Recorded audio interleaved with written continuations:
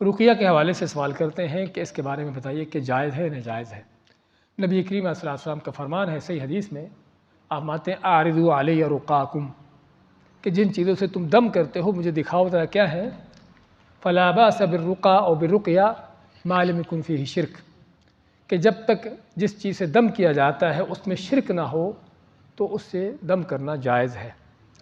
نبی کریم صلی اللہ علیہ وسلم خود بھی دم کرتے رہے تھے، صحابہ کرام کو بھی آپ نے دم کرنے کا اجازت بھی دی بلکہ حکم دیا، اور فرمایا کہ جو کسی اپنے بھائی کو فائدہ دے سکتا ہو فائدہ دے۔ تو دم کرنا نہ کہ صرف جائز ہے بلکہ سنت ہے، لیکن کون سا دم؟ کہ جو قرآن و سنت سے ہو، قرآن کریم کی آیات ہوں، کوئی صورتیں ہوں، احادیث سے ہو، جن چیزوں سے نبی کریم صلی اللہ علیہ وسلم نے دم کیا ہے۔ آپ کی بہت سی ایک دعائیں ہیں جن سے آپ دم کرتے تھے، اپنے آپ کو بھی، صحابہ کرام کو، بچے آپ کے پاس لائے جاتے آپ ان کو دم کرتے، حسن حسین آپ کے نواسوں کو دم کرتے، سمجھے نا؟ تو ہمیں یہ دعائیں معلوم ہونا چاہیے تاکہ کسی اس طرح کے موقع پر اپنے آپ کو ضرورت ہو خود اپنے آپ کو دم کرے، اور کسی کو ضرورت ہو تب اس کو بھی فائدہ دے سکے۔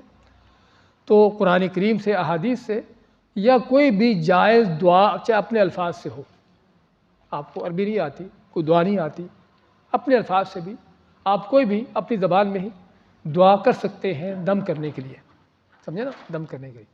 تو اس لیے شرط اس کی یہ ہے کہ اس میں کچھ شرکیہ چیز نہ ہو۔